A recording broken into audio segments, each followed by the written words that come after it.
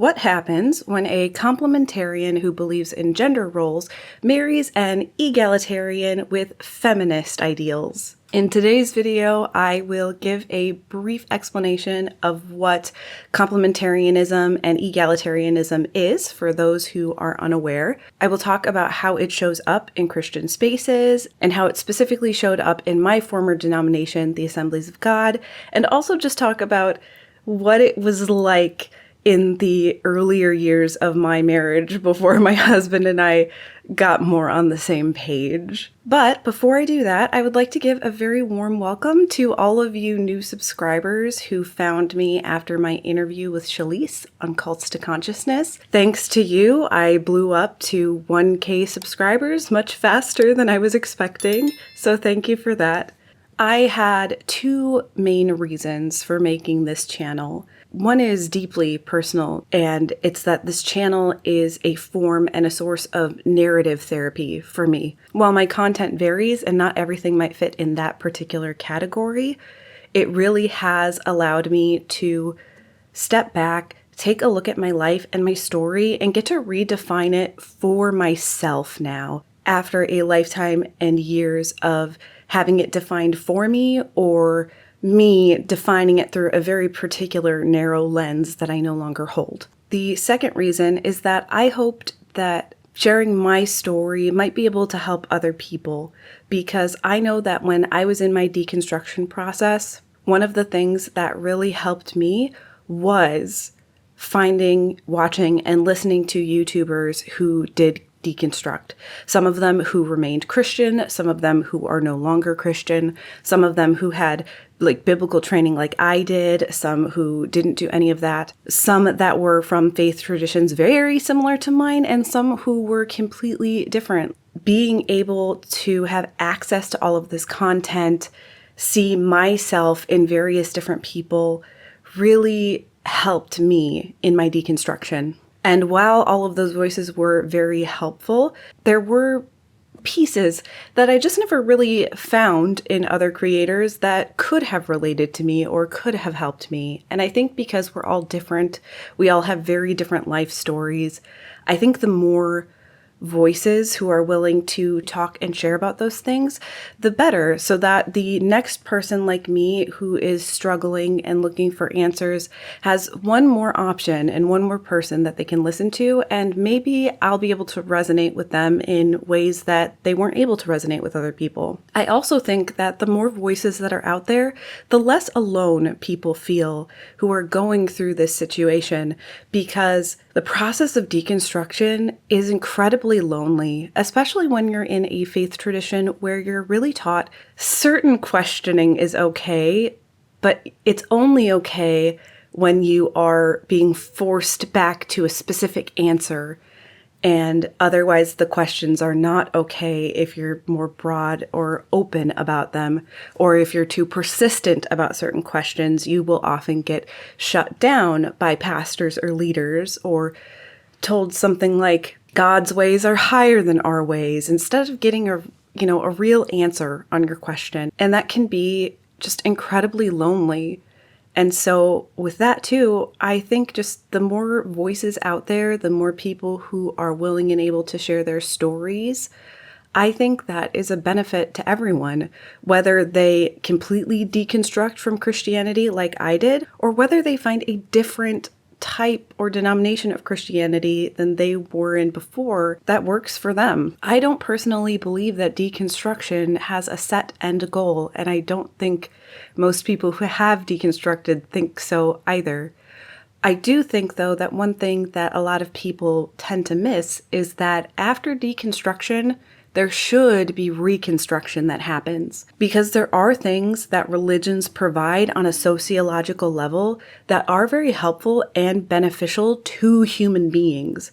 There is a reason that most cultures across the world developed some type of religious practice, because it provided something beneficial and positive for their community.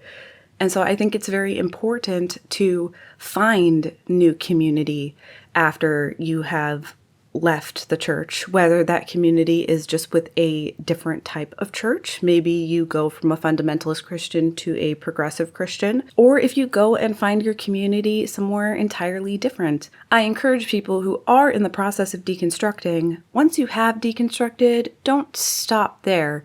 Build something new. Build something beautiful that works for you and hopefully also helps others in the process. Because I think even for people who are introverted, like myself, like my husband, there's still a need for community. You might not get your energy from community, but there are other very beneficial things that you get from being part of a community. I am no sociologist, but I think probably one of the reasons that people these days are reporting higher levels of loneliness than ever before is the loss of community in Western societies specifically, which certainly hasn't been helped by the loss of third spaces, because everything is expensive now, and it's like if you want to do stuff with others, it's going to cost money, and not all of us have money for that. So, what even is complementarianism or egalitarianism? These are two theological viewpoints within Christianity about what sorts of roles men and women are meant to have. I do want to give a bit of a caveat that the complementarianism that I held was a lot more marriage-based than ministry roles-based. So as I describe these two, you're going to notice, if you've watched any of my other content or my recent interview on Cults to Consciousness, that I did hold ministry roles and positions within a church. And so this contradiction within my past self will make sense as we get further into the video. But let's start just explaining these two different viewpoints. I'm going to be using this infographic from Baptist Theology because I feel like it breaks it down very nicely in a way that's easy to understand. If you do look at more of their stuff, you'll notice that they hold a complementarian view, not an egalitarian one. But in this infographic, they don't really have any clear bias. They're just explaining like the definition and the core beliefs. So I felt like it was a good one to use, but I just wanted to say that in case you look at their other stuff and see that it is very, very complementarian heavy with some of their other infographics. So complementarianism is the belief that men and women are equal in their worth. So this says men and women are equal in dignity and worth, but have distinct but complementary roles. Basically, in the eyes of God, men and women are equally valuable. However, they are better suited to different types of roles. And it's not appropriate, perhaps, for women to have and hold some of the roles that men do. And it wouldn't be appropriate for men to have and hold some of the roles that women do. If you take a guess what that might be, it's that men are supposed to be leaders and women often are supposed to be caregivers. So core beliefs for the first one, male headship in the home and the church. If you grew up in this kind of situation, you might be picturing this headship graphic right now with the umbrellas. This is one that I was also very familiar with, where it is Christ at the top, then the husband, who is meant to protect the family and provide for the family, and then the wife, who is over the children and manages the home. And so I was very familiar with this graphic, which is kind of interesting once we get into the belief that the Assemblies of God holds. But let's continue. The second core belief is that the distinctions are good and grounded in creation order. So, God created Adam first and then made Eve to be his helper or his helpmeet, which it's typically been translated in an extremely sexist way, but there are other translations where it's quite clear that Eve was meant to be his equal. But I digress. Let's keep moving on. And then the third core belief is male-only pastors and elders. Now, in my experience, sometimes in complementarian settings that aren't super, super strict, women are still allowed to teach if they are teaching other women or teaching children. Those are appropriate places for women to lead, but they're never allowed to be leaders over men in any sense in complementarian settings.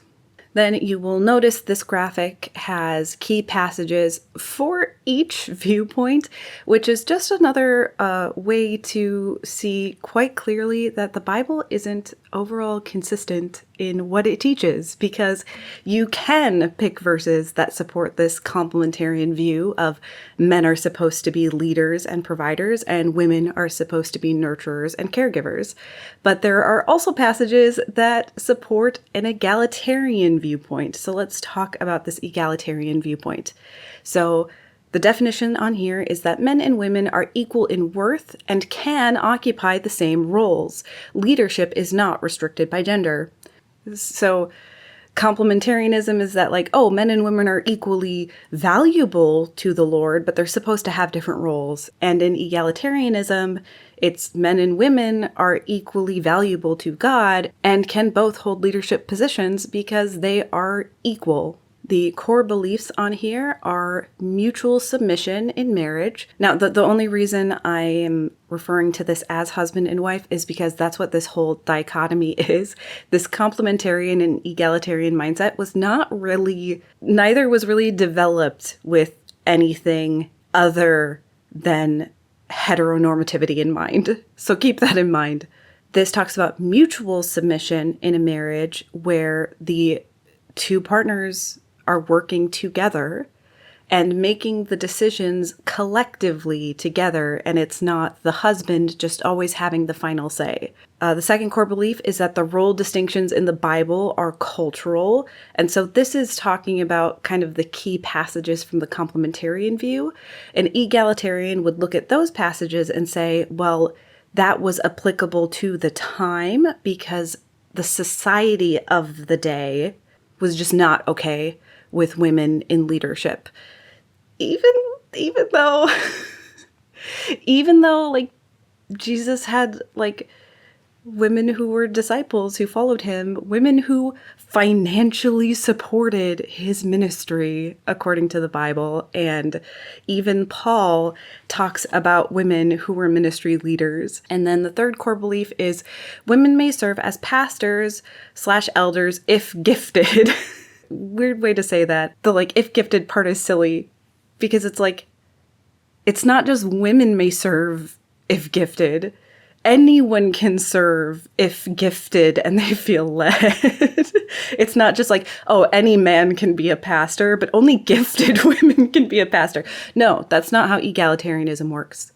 It's anyone, man or woman, if you have a call, you can serve. So my former denomination, the Assemblies of God, you will notice on this graphic that I'm putting up now from Christ Over All, is an egalitarian denomination.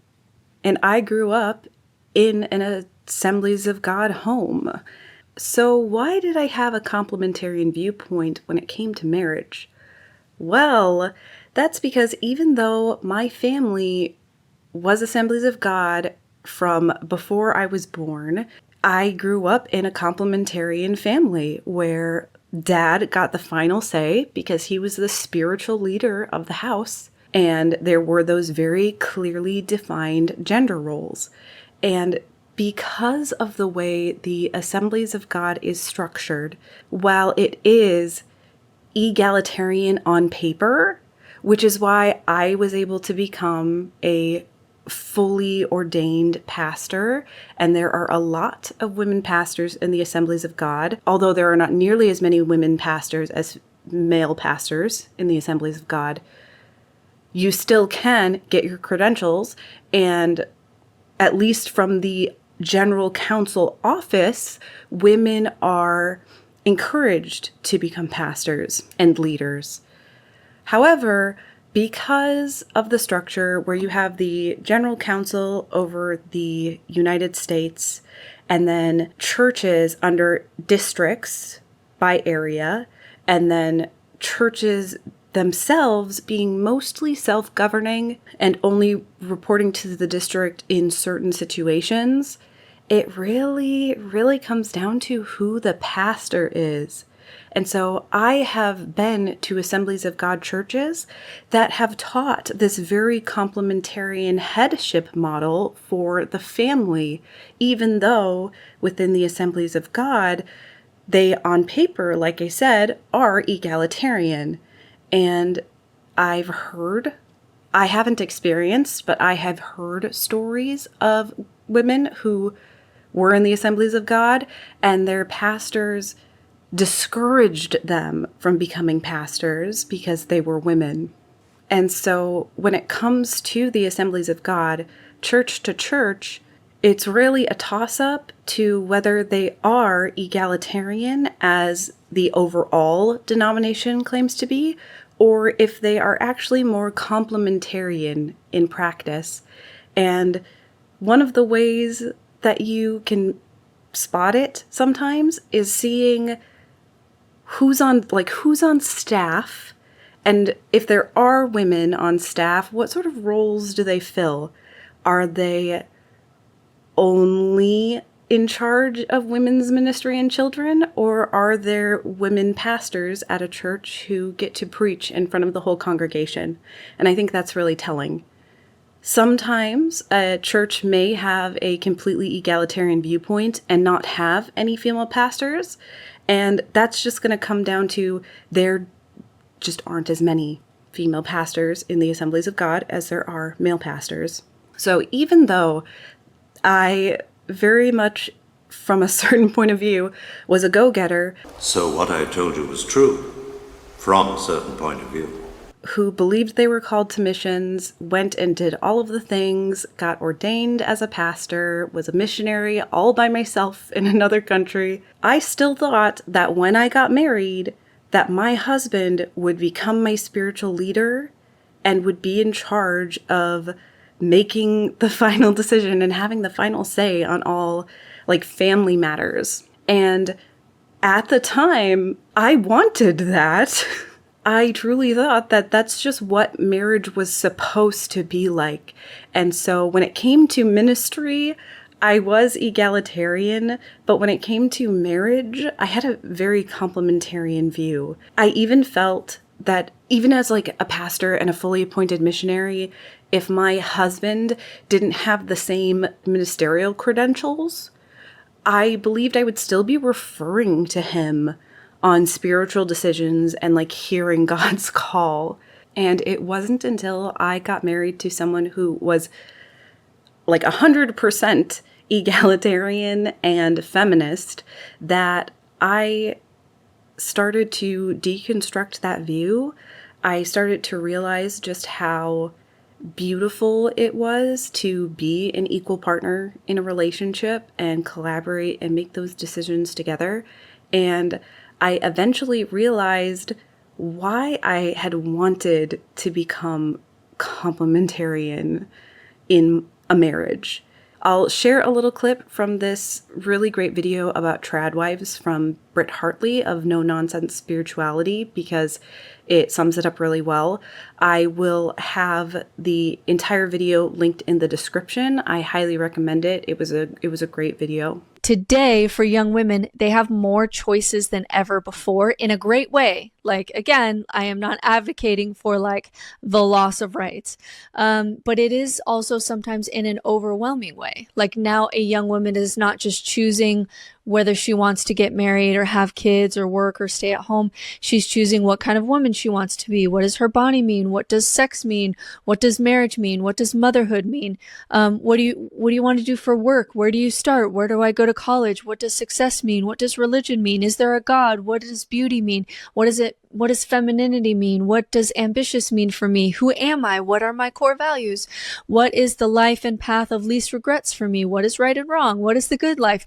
That is a lot to put on someone who is very young. Like most humans in human history were born into a community where you at least had a narrative or a couple narratives to choose from, and a people and a place, and your gifts, whatever they were needed in the tribe, and you didn't have to answer every question about everything by yourself because you had a community. And so it didn't feel like you had to fully know who you were and what you believed and what you want to do with your life and what is true about reality and be a philosopher and a religion expert and all of these things at 18 years old when you don't know shit about fuck, right? And that's the part of modern freedom that we don't always talk about. Like, freedom gives you options, but it also gives you responsibility, and responsibility without support can be overwhelming. I realized the reason I wanted my marriage to be complementarian was because I was so tired. I was just so tired with having to do everything by myself and, push forward and make my own way for all of these things and, work and toil and make all of the decisions. And I just was really looking forward to be able to step back and defer to someone else, because I felt like it would reduce the anxiety of having to make all of these decisions, because it would be in somebody else's hands and I would just be trusting that my husband was hearing from the Lord and just following along with that. And I would also be free from being responsible for any consequences of what happened from following that leadership, because it wasn't my decision.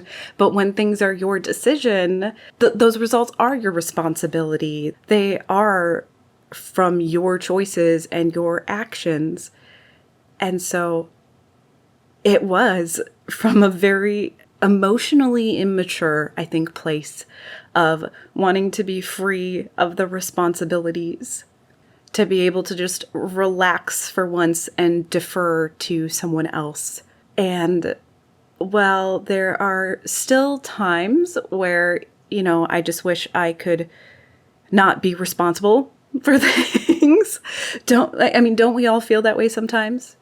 Wouldn't we all just like a break and for things to be easy for a while, an opportunity to just turn off your brain and go with the flow and the consequences not be on your head?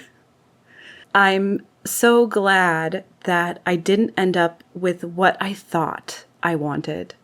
I'm really glad that I married the man that I did. He has been just such a source and pillar of strength through my deconstruction process. He is still a Christian, but our marriage survived. We still love each other very deeply and care about each other, and we're able to have a good and healthy relationship. And a big part of that, though, was me realizing that it's so much better to work as equal partners instead of having this system where he's the boss and I'm the subordinate. And I think he and I have built something really beautiful. Now, too, when I look back on all of it, I think it's so silly. Find your person, whoever they may be, or find your people, and create something beautiful and, mutually beneficial and healthy for everyone. There is absolutely nothing wrong if you are a woman or femme presenting and you want to be a more traditional wife. There's nothing wrong with that. I think the only areas in which it can be wrong is where you don't actually have a voice in the relationship that you're in. You're in a situation where the other person can override any decision because they're the boss. Or if you are the boss and you are overriding the decision that the other person would want to make. I think relationships on that level should always be equal, where there is good communication between everyone involved and that everyone gets a say and that everyone has agency within their relationships. Now, if there are areas in your relationship where you're maybe setting up some fun roles that are consensual, that's awesome. As long as there is mutual consent and enthusiastic buy-in from all parties included, more power to ya. But now I really feel like complementarianism is just not a very healthy view. Not because it's bad for women to do housework and men to have a job outside the home. That's fine if that works for you. But I think it's bad when it comes to a relationship being authoritarian. I don't think it's healthy when one person in the relationship holds all of the authority and power, and I think that type of situation is rife for all types of abuse. Now, do I think that every single complementarian household is abusive? Probably not. There are probably people who are in those situations who are doing just fine, but I think kind of at its core, I don't think it's healthy when there's that type of power imbalance at play. Those are my thoughts about complementarianism and egalitarianism and kind of the personal journey that I went through of starting out as having a complementarian mindset for marriage and now being completely egalitarian in my relationship with my husband. I would absolutely love to hear your thoughts. So please let me know in the comments what you think about this type of theology when it comes to gender roles within Christianity. Now that my subscriber count has grown to the point that it has, I am actually considering turning on channel memberships. So if that's something that you would be interested in, go ahead and comment below if you would consider being a channel member if I started channel memberships and what you would want. For example, would you want early access to videos? Would you want a members only live stream? Or would you want videos that were members only and stayed members only? Let me know your thoughts about that as well in the comments. But with that, I hope you have a wonderful day and an awesome week. Bye.